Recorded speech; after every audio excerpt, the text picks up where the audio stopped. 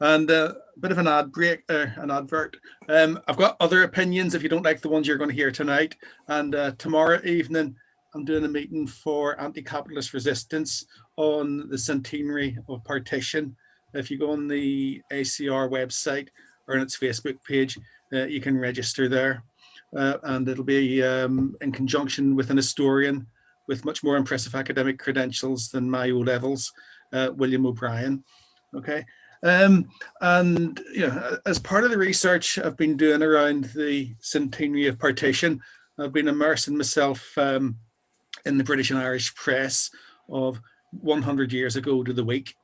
And about 100 years ago this week, or last week actually, the British state was so terrified of revolution that it was recruiting ex-soldiers into militias with the intention of crushing a proposed strike of what was called the Triple Alliance of transport workers, dockers, and miners. So, by historical standards, Johnson's government isn't that right wing, right? He's not at the stage of recruiting militias just yet.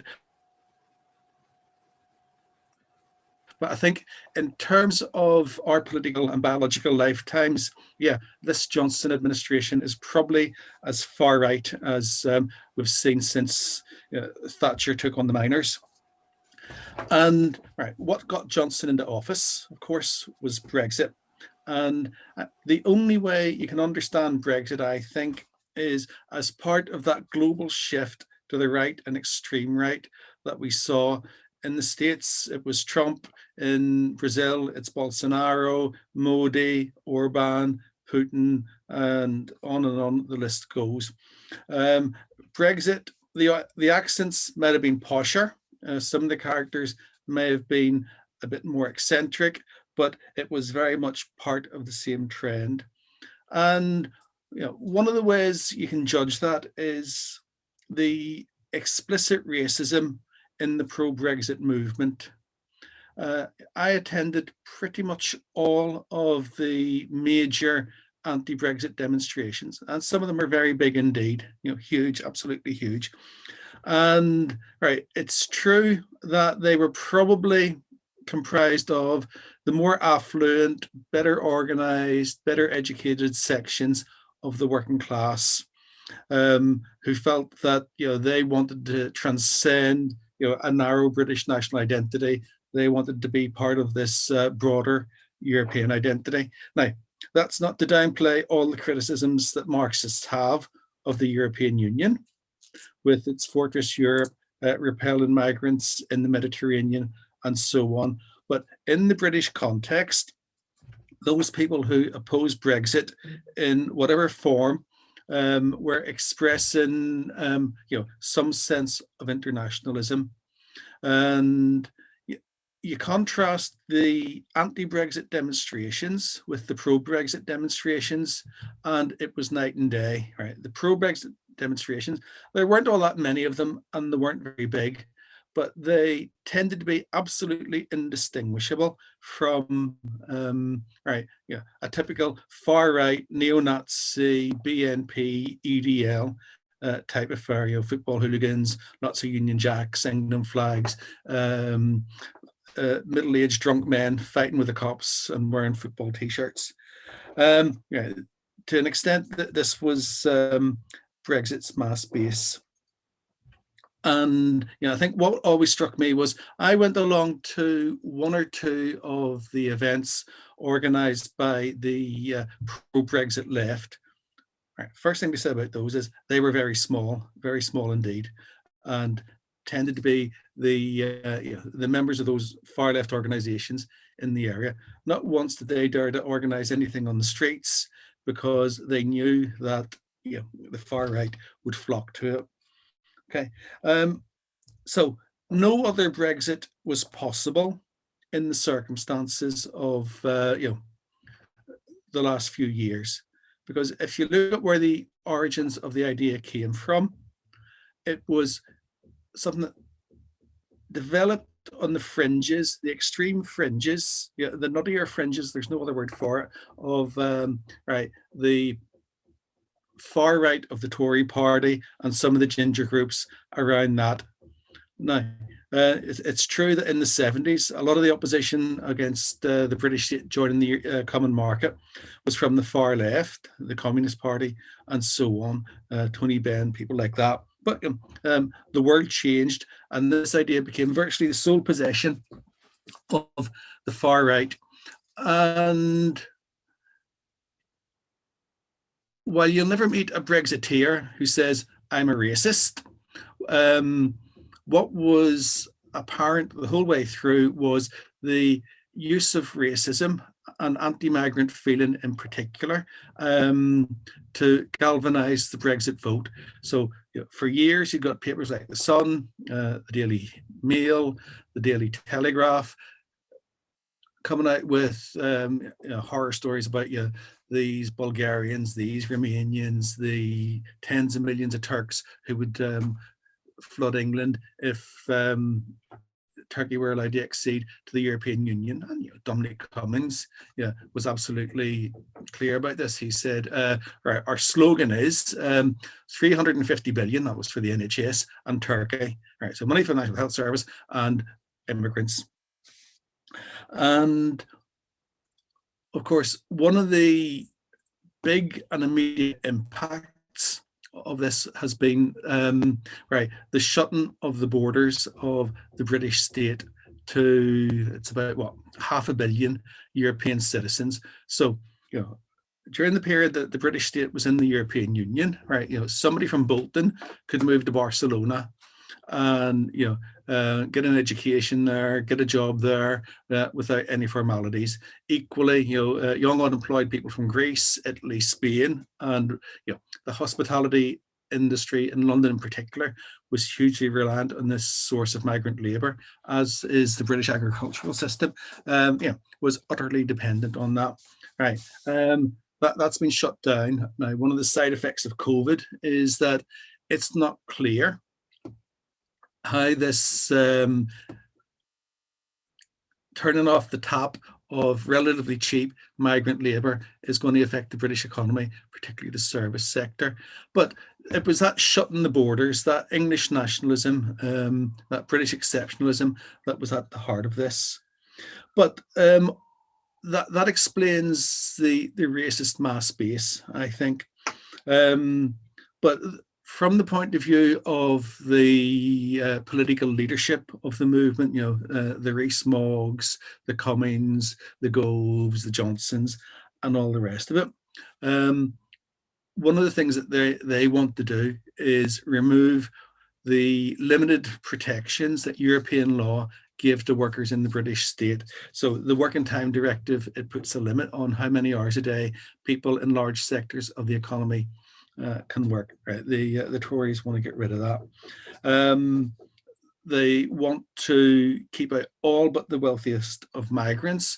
Also, they want to open up huge swathes of the British public sector, in particular the National Health Service, to international capital, allowing United States multinationals to provide services by sections of the National Health Service. Because one of the things that the US trade agreement will insist on is open access for American firms to all UK state contracts. So everything is up to what would probably be the lowest bidder. And only commercial criteria will apply. Now,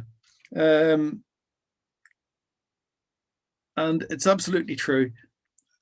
Starmer, when he was in Corbyn's shadow cabinet, I think did a pretty good job in taking the Tories on the issue of Brexit. Since then, he's decided that it's over, right? He's going to accept it. And not just that, every reactionary element of the Brexiteer programme, Starmer has either been mute on or has actively endorsed. There's no resistance at all around freedom of movement. There's no resistance at all around the what's the word I'm looking for? Repression against refugees and asylum seekers. And this authoritarian strand in Toryism that's really coming to the fore at the moment. It was always in evidence. Facebook reminded me a couple of days ago that when Theresa May called the 2019 election, she it was the Daily Mail had the front page, crush the saboteurs. Right, that's Stalin style language, Putin style language, and right, it was about the unelected judiciary, the unelected House of Lords, all these wets inside the Tory party who were undermining her Brexit. But Johnson showed a degree of ruthlessness in his management of the Conservative Party, which was positively Jacobin. If only Corbyn had shown 3% of the ruthlessness that Johnson demonstrated in clearing out the Tory wets, the Tory anti-Brexiteers. But that didn't happen. What you've got now is a very large new intake of Conservative MPs who were selected by constituency parties which were very pro-Brexit, which express that English nationalism, which runs very, very deep in the English working class. Now, you would have assumed, I think we're up to, 130,000 deaths now, that this government would be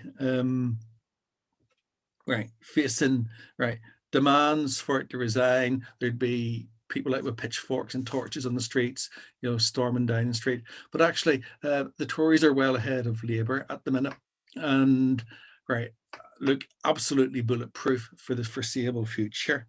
Now, how do we explain this? I think part of the answer is that the vaccination programme, delivered as it has been by the National Health Service, has been nothing short of miraculous. I think it's we're up to 10 million people now who've had their second dose, 30 million people or so who've had their first dose, far and ahead of anything else in Europe.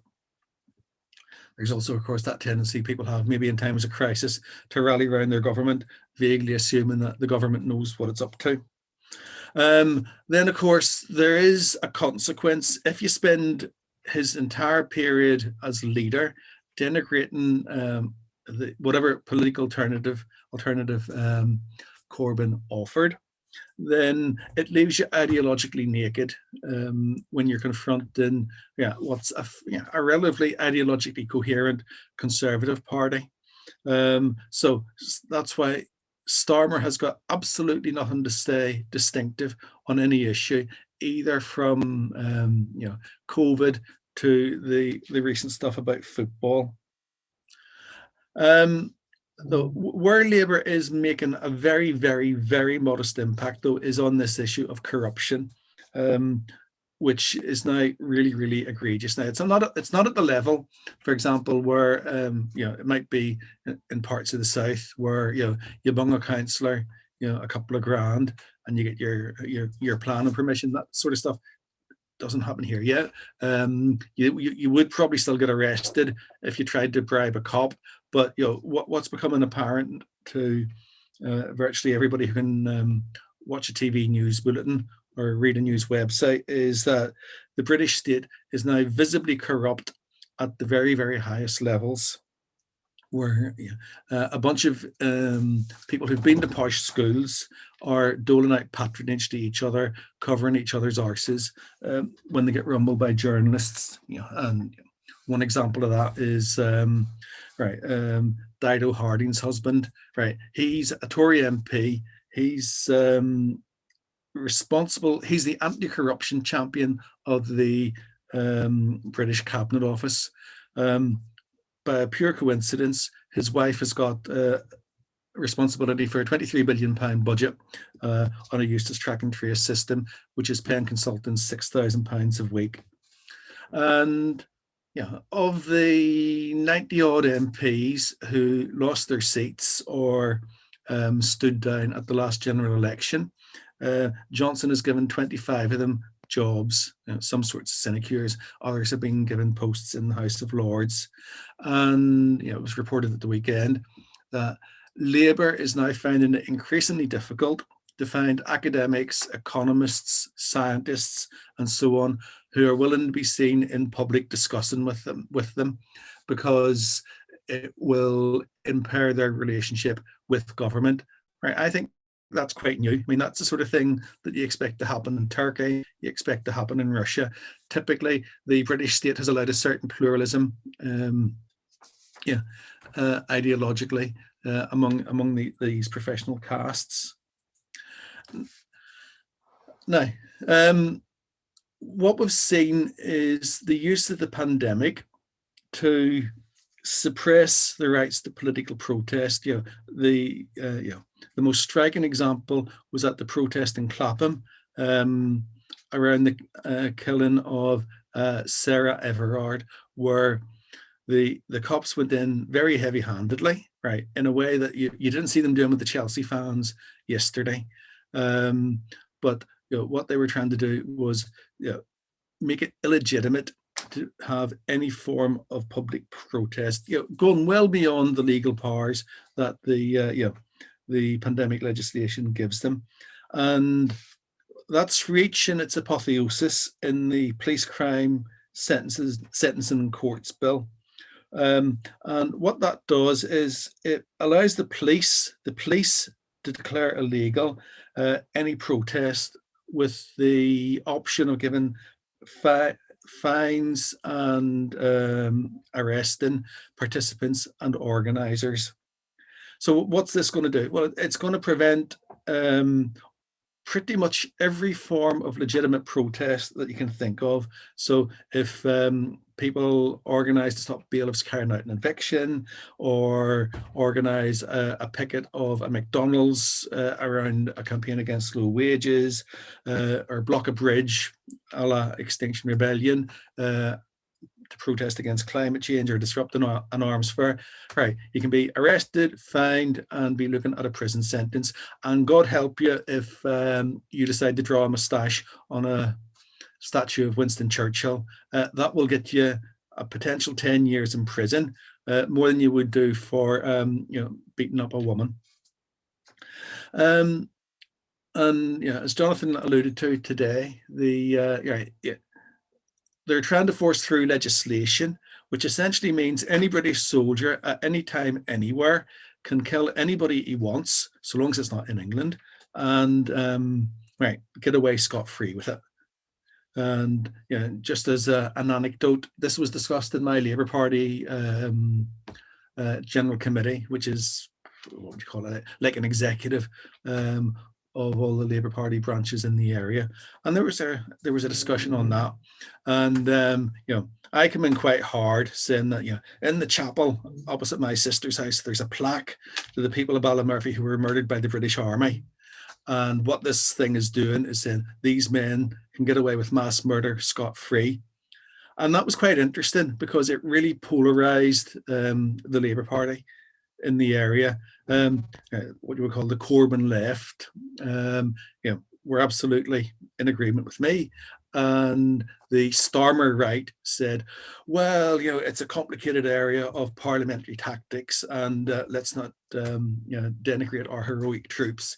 So issues like that play out inside social democracy as well.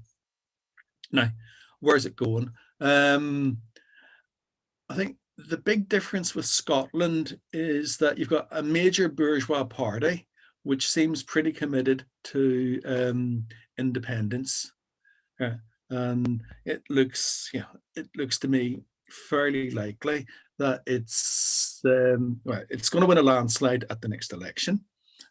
With whatever we think of Salmon's Alba project, it looks like that there will be an undeniable majority among the population of Scotland in favour of independence.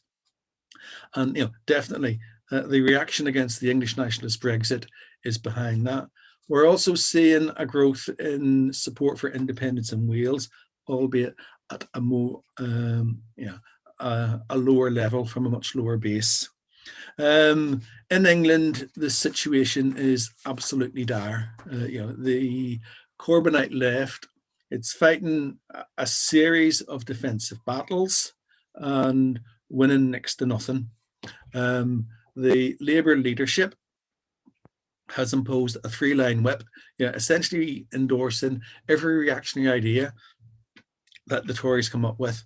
And yes, there has been resistance, but it's at a relatively low level, right? The Kill the Bill demonstrations, have mobilized thousands. Now, what's interesting though is just how young that movement is, and it's very much taking place outside the channels of the of the organized left and of the labor movement, and it's all a bit mysterious, the technologies that this movement is using to pull things together.